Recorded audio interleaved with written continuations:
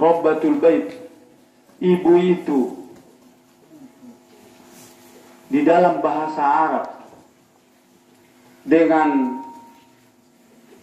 ungkapan Rabba, Rabbu, Rabbi, Rabbatul Bait, karena seluruh tingkah lakunya adalah seluruh fisik mentalnya adalah mengungkapkan bahasa pendidikan. Ketika kita kecil, ke rumah kita datang tamu, mungkin tetangga yang di sebelah.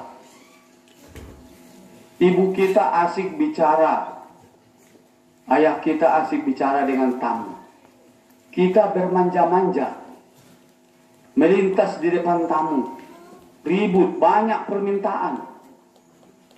Ya, kalau kita sedikit-sedikit menengok ke wajah ibu dan bapak kita, di situ ada bahasa larangan. Paham kita? Walaupun maaf lidahnya, ulang tong mang, janganlah.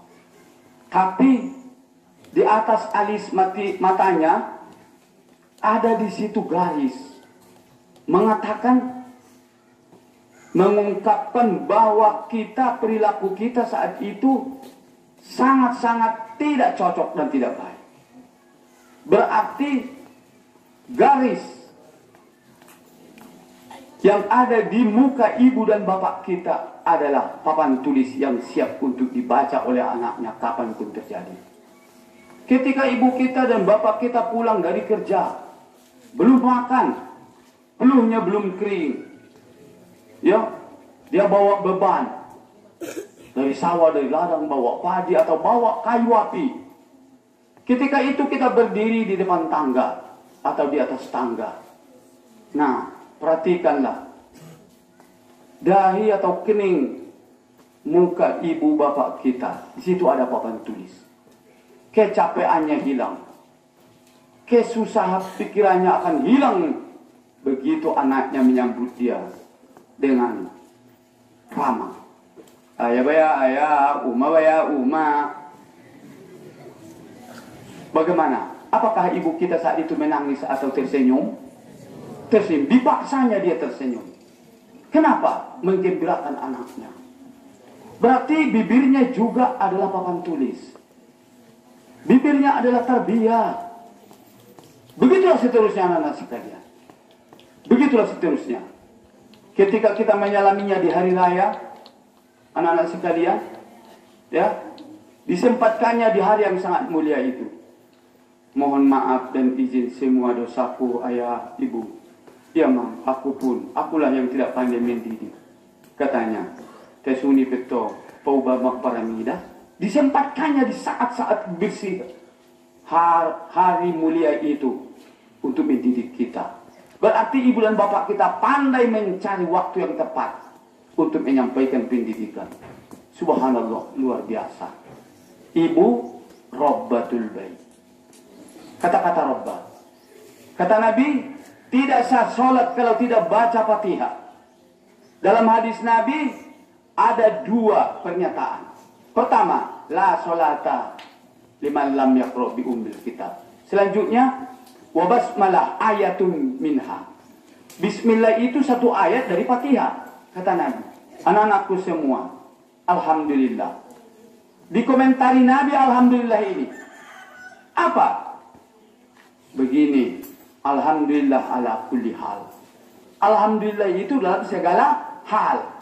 Kita dapat 5 terbaik tadi, alhamdulillah.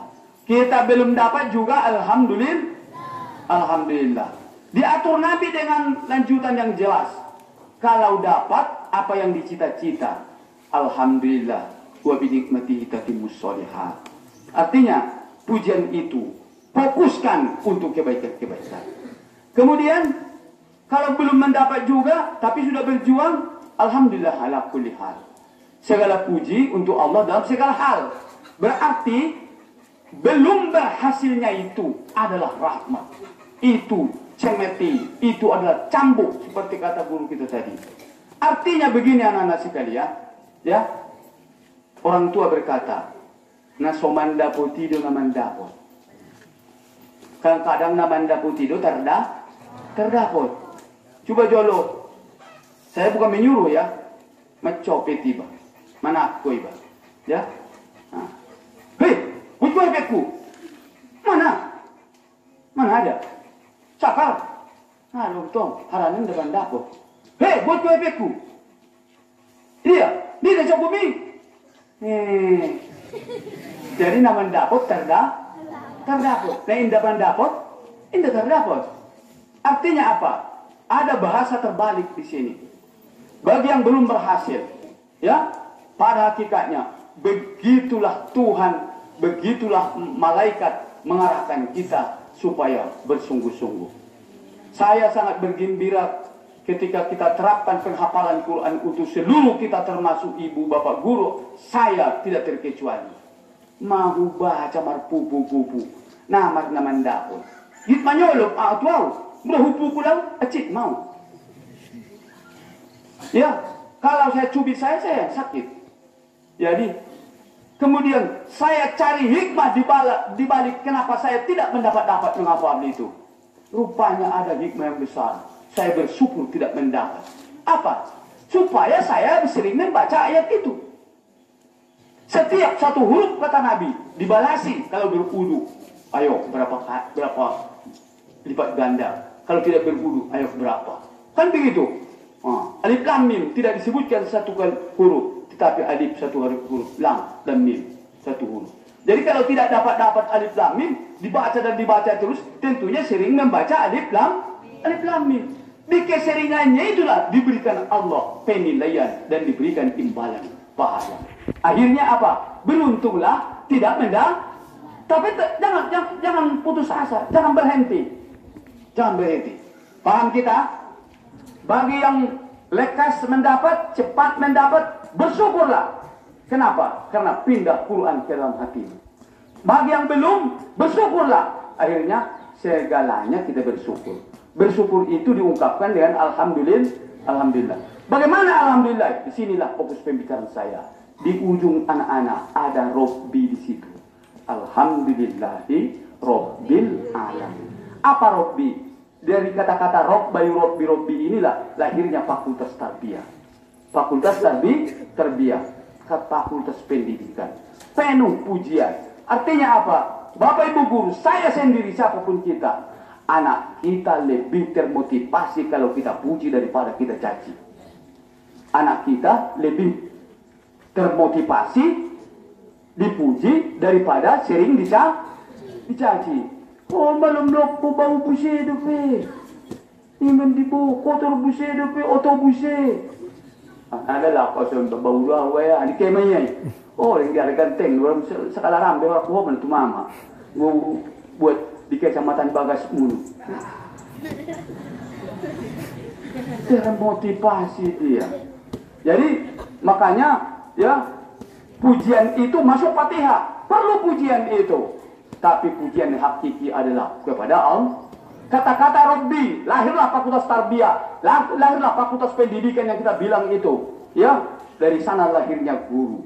Rupanya pertunjukan yang pertama yang diberikan Allah kepada hambanya adalah mendidik. Wa'allama Adamal asma. Diajari. Yang pandai sholat karena diajari. Yang pandai puasa karena diajari. Yang pandai haji karena diajari. Yang pandai berbusana karena diajari. Berarti semuanya pangkalnya adalah pelajaran itu yang dikatakan Robbi atau Robba itu. Jadi kalau begitu Bapak Ibu Guru ini fokusnya. Sering saya sampaikan ketika anak kita bersalah 5, kita guru ini sudah bersalah 10. Ketika anak-anak kita punya kekurangan 10, maka kita Bapak Ibu Guru lah yang berkekurangan 70. Artinya apa? Kunci pendidikan itu berada pada guru. Kunci pendidikan berada pada guru. Jelas, langsung saja saya bilang ini. Di sini, mari Bapak Ibu Guru, kita didik anak-anak ini. Mari Bapak Ibu Guru, kalau perlu kita didik orang tua dan anak-anak kita.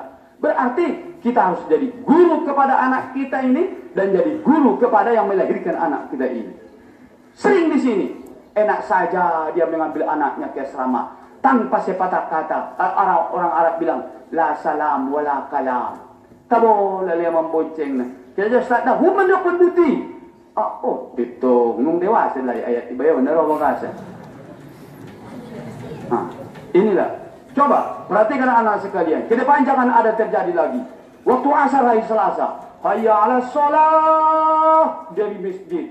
Anak-anak yang panggil, sedangkan ayahnya, mungkin ibunya menghidup-hidup. Hayya 'ala shalah, salat kun madah. Ini lain? Enggak. Marilah salat. Berarti inilah makanya di sini diperlukan bahasa Arab. Nanti orang tua kita pun mesti tahu dengan bahasa Arab. Hayya 'ala shalah, ayo semuanya sholat. Jangan lagi tinggal di kantin, jangan lagi tinggal di duduk-duduk. Orang-orang tua kita seperti itu perlu untuk dididik. Inilah tugas kita guru-guru. Mendidik murid, mendidik orang tua murid, dan yang terakhir mendidik diri sendiri. Mendidik diri sendiri. Ayo anak-anak sekalian, yang paling kita benci apa? Kemarahan. Makanya kita berlindung kepada Allah. Wasukhtihi min ghadabihi wasukhti wa azabihi. Kata-kata sukhtun, ghadab tidak pernah tinggal itu. Diajarkan oleh Nabi. Karena yang kena marahlah orang yang paling tersiksa. Kita ini, pernah kena marah di rumah orang tua kita? Pernah? Pernah kena marah. Di sekolah SD dulu pernah kena marah? Pernah. Kalau kita berkawan dengan teman-teman kita pernah dimarahi kawan? Pernah, kena marahi. Di pesantren ini pernah marah osdap? Pernah. Pernah marah ketua asrama? Pernah. Pembimbing asrama pernah marah? Pernah. Ketika di bak pernah kena marah? Pernah. Di pasar atau di jalan, di mobil pernah kita kena marah? Pernah. Oh, sasaran marah rupanya. Betapa sedihnya hidup ini. Selalu kena marah. Kena marah. Yang lucunya ya, kami yang sudah tua-tua ini, ketika anak pun kena marah, sesudah beranak pun kena marah, sudah kawin pun kena marah, semuanya yang beradaptasi di depan kita atau kepada diri kita, semuanya rentan untuk memberikan kemarahan. Pernah marah guru kepada kita? Kalau kamu nanti bertanya kepada ibu-ibu guru, Ustazah, ibu sudah kawin? Sudah. Pernah marah suami ibu kepada ibu? Jujur saja dia akan menjawab. Kena marah. Jadi, angkodoro may basangatu dia hona boro. Bagaimana indah hidup ini? Indah hidup ini? Tidak. Tersiksa hidup ini. Nanti dalam kubur marah mungkar nakir. Di neraka marah si Malik. Kan begitu. Badang masar marah Jabaniyah. Malik. Terus kena marah. Kenapa kena marah? Anak-anak sekalian, disinilah letaknya pendidikan itu. Orang yang terdidiklah orang yang tidak lagi mendapat orang yang tidak mau dididik, tidak mau terdidik, tidak mau mengikuti pendidikan, itulah yang selalu kena marah. Tadi ketua madrasah kita sedikit bernada marah kepada kita guru-guru. Kenapa? Ini karena mungkin ada kekhilafan atau kesengajaan kita. Jadi di Fatihah yang kita baca setiap rakaat itu ada di situ ungkapan pendidikan, yaitu Rabbi alhamdulillahi rabbil alamin. Masuk Fatihah pendidikan ini. Inilah di pundak guru. Makanya sering saya sampaikan di sini. Mari kita jadikan lobu dan kesibukan di lobu ini, itu proses belajar, mengajar dan beribadah nomor 1 dalam kehidupan kita. Ya, daripada kepentingan kita ke pasar, ke kebun kita, ke sawah kita, ke ladang kita, urusan rumah tangga kita. Saya sering menyebut itu nomor sekian paling ujung tapi yang nomor 1 adalah urusan pendidikan. Ada apa dengan pendidikan ini? Fatihah ini. Alhamdulillahi rabbil alamin. Subhanallah. Betapa bijaknya. Ya, Allah menempatkan pendidikan ini menjadi wajib ditunaikan dan dibaca-baca setiap rakaat. 17 kali saya semalam dibaca ayat pendidikan ini. Alhamdulillahi rabbil alamin.